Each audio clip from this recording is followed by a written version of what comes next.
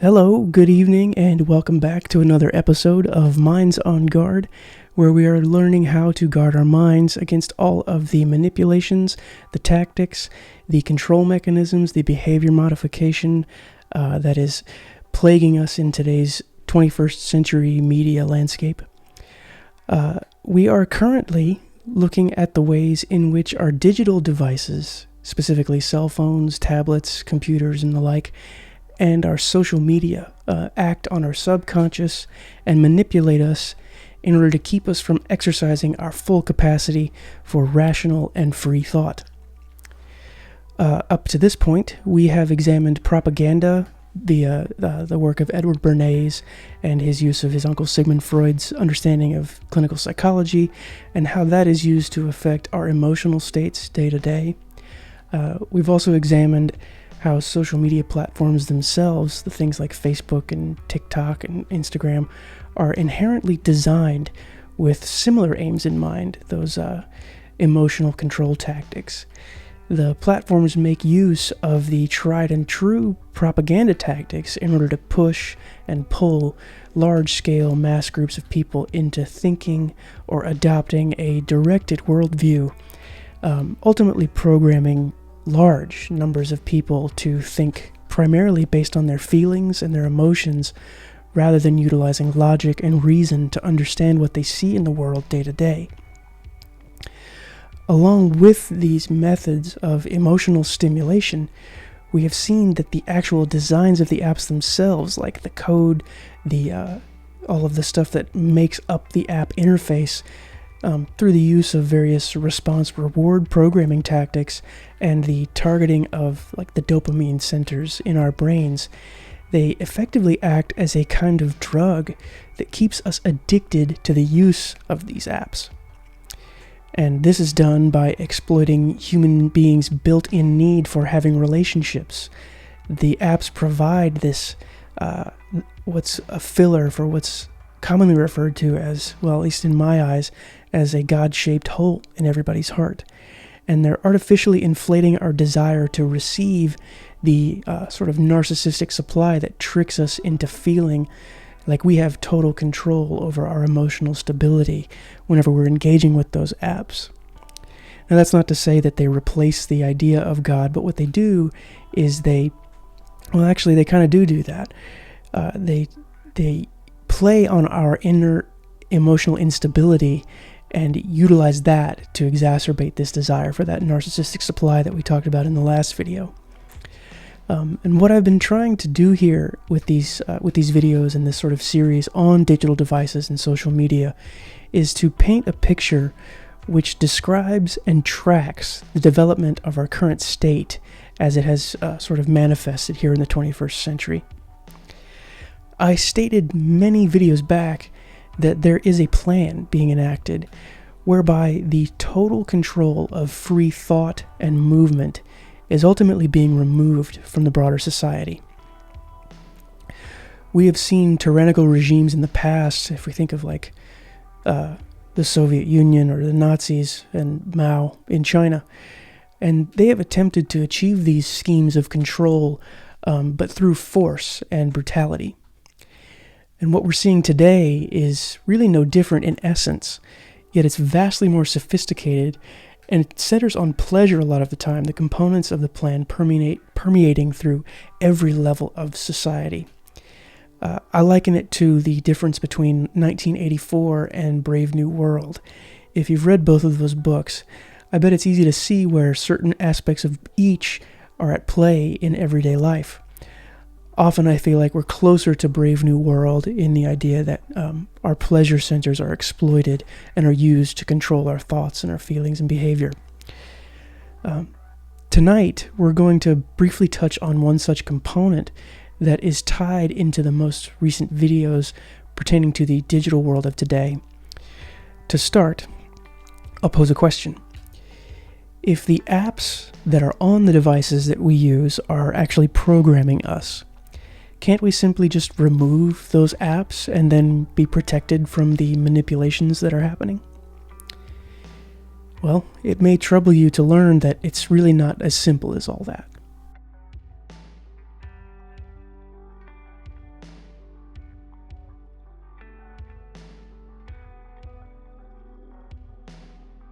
I have said in the past that here in the 21st century, a war is being waged. Only this war is not being fought in the same manner or conventions that we have seen in generations past. Yes, we still see the types of kinetic conflict that happen in areas of the world. I'm sure we can all think of many that have happened over the last 20 years. But the war that I'm talking about is being carried out in the realm of the minds of the world's population. And we've all been conscripted into the fight, whether we realize it or not. In a lecture given to cadets at West Point Military Academy, the Chief of Neuroethics Studies programs at Georgetown University, Dr. James Giordano, stated that the brain is and will be the 21st century battlescape in many ways. He also describes an acronym of WMD squared, which stands for Weapons of Mass Destruction and Disruption. Now, Dr. Giordano is a high-level expert in the field of neuroscience and neurotechnology, which is concerned with the study of how nerves, nervous systems, and brains are structured and function, as well as the areas where new technologies can be used to understand and affect these systems. He discusses that the fact that through understanding the potentials, possibilities, and probabilities contained within the fields of neuroscience and neurotechnologies, we can harness the power to affect and manipulate the cognitive functioning of people's brains from the level of the individual to the group to the country and all the way out to the population of the entire globe. This has been a focus of brain sciences for decades. One main point that I wish to stress for our discussion here is that while there have been truly great advancements in the ways that we can understand and do miraculously good things for people in terms of healing brain dysfunction or abnormalities, and also creating a more connected and open world, these advancements have been made with the parallel reality of the military-industrial complex, which is simultaneously utilizing the discoveries of brain science and brain technology in order to develop more and more sophisticated weapon systems to be used in the 21st century battlescape of the mind. What I want to begin to introduce here is the ways and areas of focus that have been explored in order to harness the power of the mind and manipulation through applying technological tools and devices. We may run into some controversial material here, but I want us to understand that there are always two, if not many more sides to the things that we use and experience in our daily lives. I am of the opinion that we have been programmed to not consider the potential harms and possibly nefarious uses and actions of the technology we enjoy today, as well as those who invented and are developing such things. I also believe that it's through the very inventions and technologies themselves that this programming has been carried out.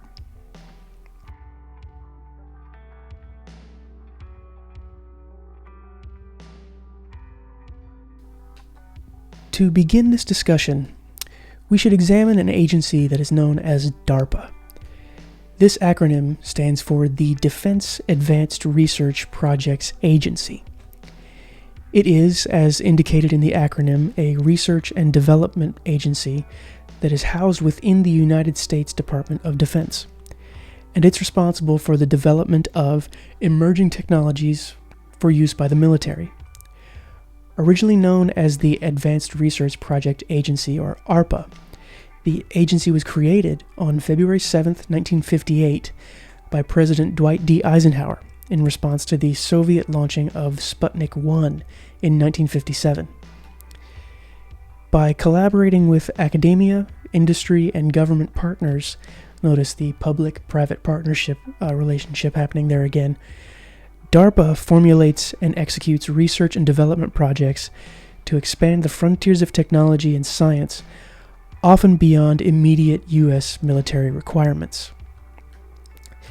Being that this is a military agency, it operates with a mission, which, as of 2021, is to make pivotal investments in breakthrough technologies for national security. Many of the modern technological conveniences that we use today can trace their origins, or at least a portion of their origins, to some kind of DARPA project. If we think of like Google Maps or GPS just as a function in a phone or a satellite navigation, or virtual assistants like Siri and Google Home, Alexa, and even the internet itself was developed from research that was performed by DARPA. We can see then that while the aim of this agency is to develop and create military tools and technology, there is always an immediate or proximal crossover into the civilian world. What comes out of DARPA is usually going to make its way into our daily life at some point. And it's this crossover of military and civilian technology that is of great importance to our understanding of the ways in which the devices that we use affect our cognitive behavior. One such project aimed at understanding our cognitive abilities was undertaken in the late 1960s under the codename Project Pandora. This was undertaken as a research project to ascertain and investigate the effects of low-level microwave radiation in human cells. The project was initiated as a response to the discovery that Soviet forces in Moscow had been targeting the U.S. embassy there by hitting it constantly with beams of microwaves. The researchers in the U.S. government wanted to know if exposure to electromagnetic waves had any effect on the physiological and psychological state of the soldiers and ultimately people of the world. This was the height of the Cold War, and as such, many varied and often what seemed to be fringe experiments were being done with and by the U.S. And the former Soviet Union in order to gain a leg up on the covert ways that the war was being fought amongst the two countries. In Project Pandora, the aim was ultimately to find out if electromagnetic frequencies could be used for mind control. One researcher involved with the project was a man named Ross Adey, who was an expert in the field of electromagnetic radiation. Adey understood that the cells in our body have the capability to talk to one another across the barrier of cell membranes. His work on Project Pandora was to see if the low-level EMF radiation could interrupt these communicative signals and even circumvent them, and as such, affect the natural communication and cause the cells to respond in a different manner that is ultimately being controlled by the source of the radiation. If this could indeed be done, it would mean that our cells essentially act as micro antennas through which information can be communicated to our environment. What this means is that through the use of low-level electromagnetic radiation, a controlling entity could have the power to send signals through biological organisms and affect every aspect of any environment that can be controlled via electronic signaling. Now think about this. That means our TVs, our computers, our mobile devices, anything that emits an electromagnetic frequency can create a mesh of signal which forms a new digital communication network that is fueled by the biological data being emitted by our cells, which are in direct communication with all of the devices in our environment. Have you ever wondered how companies like Amazon and even YouTube are able to target advertisements and market products with such amazing specificity that all you have to do is what seems like just think of a product, and it will then show up in your Instagram feed moments later? You have DARPA and the research on EMF radiation to thank for that. One question I think is important that we should ask is that if these signals can track and affect my thinking in order to get me to desire and then buy certain products without my knowledge of the communication between the devices and the various product platforms that are out there, what else is being communicated to not only my brain and body, but the devices and the other data collection platforms and centers that exist out in the world that I'm not aware of?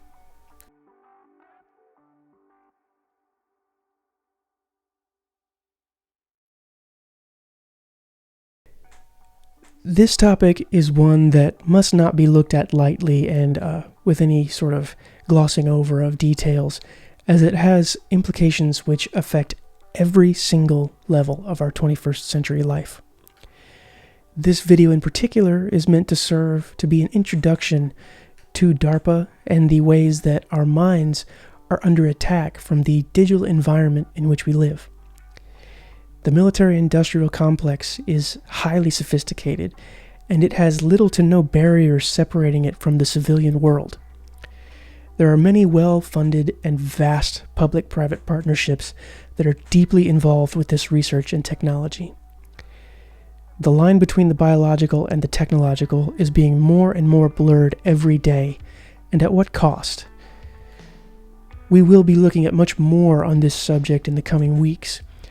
And as we go through this material, it's going to be crucial to remember what Dr. Giordano has said, that the brain is and will be the 21st century battlescape, and we are under attack from weapons of mass destruction and disruption. We will pick back up next week with more on this subject, and until then, check in on your loved ones, stay diligent, and stay vigilant, keeping your minds on guard.